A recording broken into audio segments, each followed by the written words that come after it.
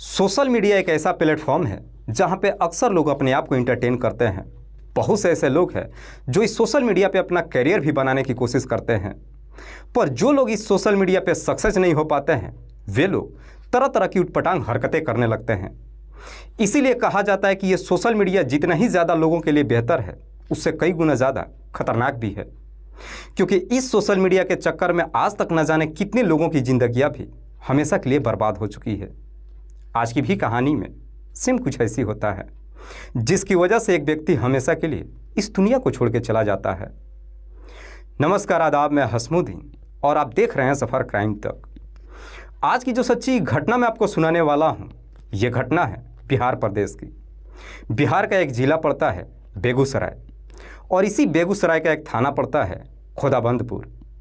खोदाबंदपुर थाने के अंतर्गत एक गांव आता है फफौत, और इसी फफौत गांव की रहने वाली रानी कुमारी, रानी जिसकी उम्र है 22 साल, जो अपने ही इलाके से इंटरमीडिएट तक की पढ़ाई कर चुकी है। रानी के परिवार में उसके माता पिता के अलावा 2 छोटी बहनें हैं, जिसमें से एक का नाम है सुनीता और दूसरे का नाम है रोजी। रानी जो देखने में जितनी ही खूबसूरत है उतनी ही तेज भी है।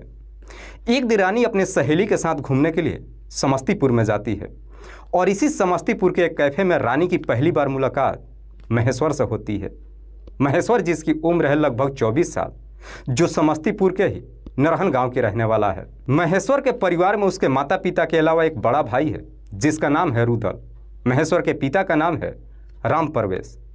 महेश्वर और रानी की जब पहली बार मुलाकात होती है, दोनों जब एक दूसरे से बातचीत करते हैं, कहीं ना कहीं दोनों को एक दूसरे की बातें काफ़ी हद तक पसंद आ जाती है, जिसकी वजह से रानी और महेश्वर के बीच में दोस्ती हो जाती है और फिर दोनों अपना अपना मोबाइल नंबर एक दूसरे के साथ शेयर कर लेते हैं। उसके बाद से रानी और महेश्वर अक्सर फ़ोन के जरिए एक दूसरे से बातचीत करने लगते हैं। बातचीत करते करते आखिरकार महेश्वर और रानी के बीच में प्रेम प्रसंग शुरू हो जाता है। जैसे ही दोनों के बीच में प्रेम प्रसंग शुरू होता है, ठीक 1 साल के बाद महेश्वर रानी से लव मैरिज कर लेता है। शादी करने के बाद महेश्वर रानी को लेकर के अपने घर पे आ जाता है और फिर अपने ही इलाके में छोटे मोटे काम कर अपने परिवार के साथ बेहतर तरीके से गुजारा करने लगता है। धीरे धीरे लगभग 4 साल का समय गुजरता है। ठीक 4 साल के बाद रानी एक बेटे को जन्म देती है, लेकिन महेश्वर का बेटा जैसे इस दुनिया में आ जाता है, उसके घर के खर्च बढ़ जाते हैं। इसलिए महेश्वर अब ज़्यादा से ज़्यादा पैसा कमाने के लिए और अपने घर की स्थिति को सुधारने के लिए कोलकाता शहर में चला जाता है। महेश्वर जब कोलकाता शहर में जाता है, 1 साल तक वहाँ पे काम करता है और ठीक 1 साल के बाद 7 जनवरी 2024 को वापस अपने घर पे आता है। सुबह सुबह जब अपने घर पे पहुँचता है, उससे लगभग 6 महीने पहले ही महेश्वर की पत्नी रानी अपने बेटे को लेकर मायके जा चुकी थी। सुबह सुबह जब अपने घर पे पहुँचता है, अपने माता पिता से इजाज़त लेकर अपनी पत्नी और बच्चे से मुलाकात करने के लिए शाम के वक्त अपने ससुराल में जाता है। लेकिन महेश्वर जैसे ही शाम के वक्त अपने ससुराल में पहुंचता है, उसके जस्ट थोड़ी देर के बाद ही महेश्वर का बड़ा भाई रुदल अपने भाई के नंबर पे फ़ोन करता है। रिंग तो जारी है, लेकिन महेश्वर फ़ोन नहीं उठा रहा है। रुदल जब बार बार फ़ोन करना शुरू करता है, तब जाकर के महेश्वर का फ़ोन उठता है। फ़ोन तो उठता है, पर उधर से कोई जवाब नहीं देता है। पर रुदल को फ़ोन पे हल्की से शोर शराबा सुनाई देता है, जिसे सुन करके रुदल को थोड़ा सा अटपटा लगता है। रुदल तुरंत ही फ़ोन कट कर देता है और अपने पिता के नंबर पे फ़ोन करता है और कहता है कि तुरंत ही गांव से 2-4 लोगों को लेकर के महेश्वर के ससुराल में जाइए। मुझे ऐसा लग रहा है कि शायद उसके साथ कुछ गड़बड़ हुआ है। रुदल जैसी इस तरह की बातें अपने पिता से कहता है, राम परवेश अपने गाँव से लगभग 5-7 लोगों को लेकर के अपने बेटे के ससुराल में पहुँच जाता है। लेकिन जैसे ही रानी के घर पर पहुँचता है, वहाँ का नज़ारा देख सब के सब चौंक जाते हैं। दरअसल ससुराल में ही महेश्वर का डेड बॉडी पड़ा हुआ था और उसके ससुराल वाले उसका अंतिम संस्कार करने की तैयारी कर रहे थे। जैसे इस तरह की नज़ारा देखता है, इस बारे में अपनी बहू रानी से पूछताछ करता है। रानी रोते हुए अपने ससुर को जवाब देती है कि जब ये यहाँ पर आए थे, हम दोनों के बीच एक छोटी सी बात को लेकर के झगड़े तकरार हो गया, लेकिन इस प्रकार से गुस्से में आ गए कि घर के अंदर अपने गले में चुन्नी बांध करके लटक गए। रानी जब ये सारी बातें अपने ससुर से बताती है, राम परवेश को अपनी बहू की बातों पर यकीन नहीं होता है, बल्कि सबको फटकार लगाते हुए कहता है कि जब तक यहाँ पे पुलिस नहीं आ जाती, डेड बॉडी कोई भी यहाँ से नहीं लेकर के जाएगा। साथ ही साथ राम परवेश इस बात की जानकारी नज़दीकी थाने में दे देता है। इधर पुलिस को जैसे ही सूचना मिलती है, पुलिस तुरंत ही अपने टीम के साथ रानी के घर पे पहुंचती है और सबसे पहले महेश्वर की डेड बॉडी को चेक करती है तो मालूम चलता है कि महेश्वर के गले पे एक हल्की सी निशान दिखाई देता है। पुलिस जब इस बारे में रानी से पूछताछ करती है तो रानी भी पुलिस को वही जवाब देती है जो इससे पहले अपने ससुर को बता चुकी थी। लेकिन रानी जैसे इस तरह की बातें पुलिस से कहती है, राम परवेश पुलिस वालों से कहता है कि नहीं साहब, रानी झूठ बोल रही है, दरअसल मेरे बेटे को उसके ससुराल वालों ने मार डाला है। राम परवेश जैसे इस तरह की बातें कहता है, पुलिस सबसे पहले डेड बॉडी को अपने कब्जे में लेती है, उसे पोस्टमार्टम के लिए भेज देती है और साथ ही साथ रानी को अपने साथ लेकर के थाने में पहुंच जाती है। और फिर थाने में पुलिस रानी से उसके पति की मौत के बारे में सख्ती से पूछताछ करती है। पुलिस जैसे ही अपना सख्ती दिखाना शुरू करती है, आखिरकार रानी मजबूर होकर अपनी सच्चाई कबूल कर लेती है। लेकिन रानी जब अपने पति की मौत की पूरी कहानी पुलिस को बताती है तो वाकई में इसे सुनने के बाद खुद पुलिस भी कुछ देर तक रानी की तरफ देखते ही रह जाती है। दरअसल इस कहानी की शुरुआत होती है घटना से ठीक लगभग 1 साल पहले, जब महेश्वर अपनी पत्नी को अपने माता पिता के हवाले कर एक नौकरी की तलाश में कोलकाता शहर में चला जाता है। महेश्वर तो कोलकाता शहर में चला जाता है, लेकिन इधर रानी को अब अपने ससुराल में मन नहीं लगता है। इसीलिए रानी अब अपना टाइम व्यतीत करने के लिए मोबाइल का सहारा लेती है और सोशल मीडिया पे शॉर्ट वीडियो देखने लगती है। लेकिन रानी जब शॉर्ट वीडियो को देखती है, रानी को ऐसा लगता है कि इस तरह का वीडियो तो मैं खुद भी बना सकती हूँ। रानी उसके बाद से अपने घर के अंदर रह करके ही छोटे मोटे शॉर्ट वीडियो बनाने लगती है और उसे सोशल मीडिया पे अपलोड करने लगती है।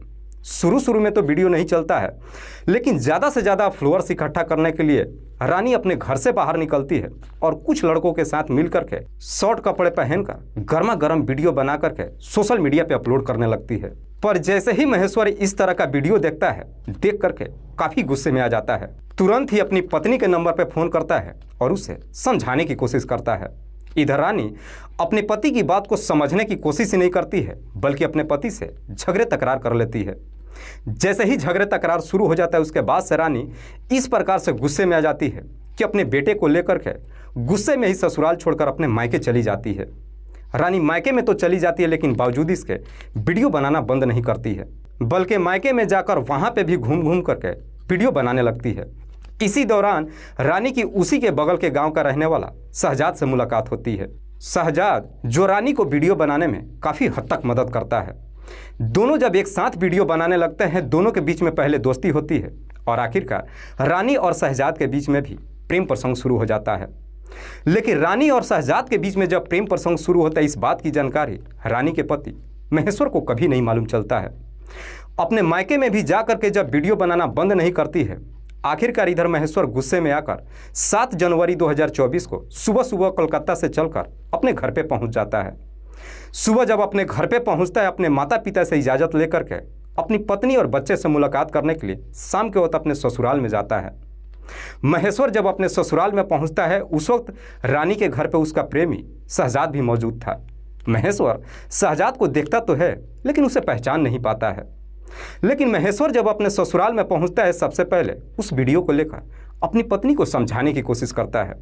रानी जब अपने पति की बात नहीं मानती है, महेश्वर इस प्रकार से गुस्से में आ जाता है कि सबके सामने ही रानी को एक जोरदार की थप्पड़ लगा देता है। रानी को जब थप्पड़ मारता है, उस वक्त रानी के सामने उसकी दोनों छोटी बहनें और उसका प्रेमी शहजाद भी मौजूद थे। जब तीनों के सामने महेश्वर अपनी पत्नी को थप्पड़ मारता है, रानी इस बेइज्जती को बर्दाश्त नहीं कर पाती है, बल्कि अपने पति से लड़ बैठती है।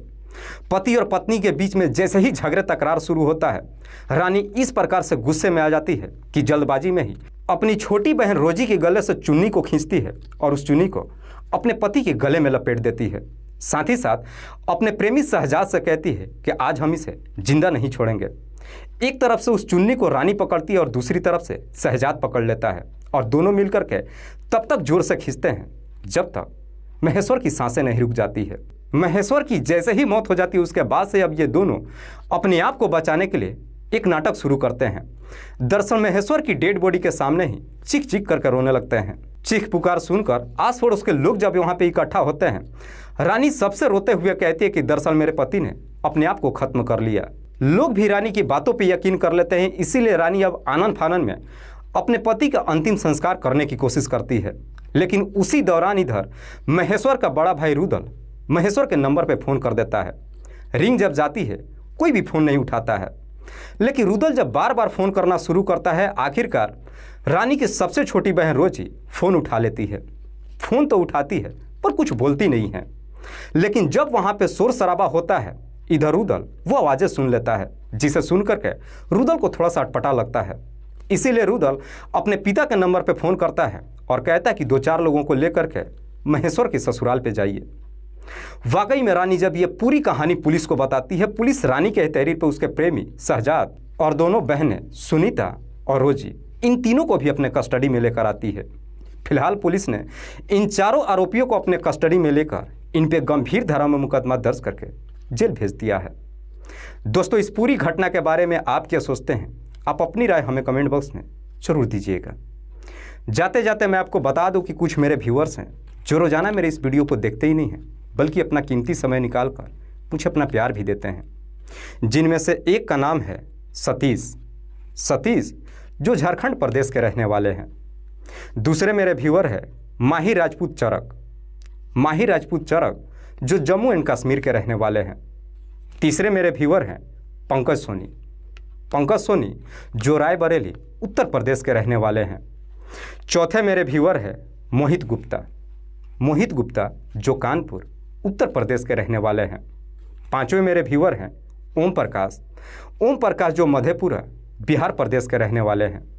लास्ट मेरे व्यूअर है गुंजन कुमारी, जो पूर्णिया बिहार प्रदेश की रहने वाली हैं। मैं आप तमाम व्यूअर्स को तहे दिल से शुक्रिया अदा करता हूं। कल फिर मिलते हैं एक और नई सच्ची घटना के साथ। तब तक के लिए जय हिंद, जय भारत।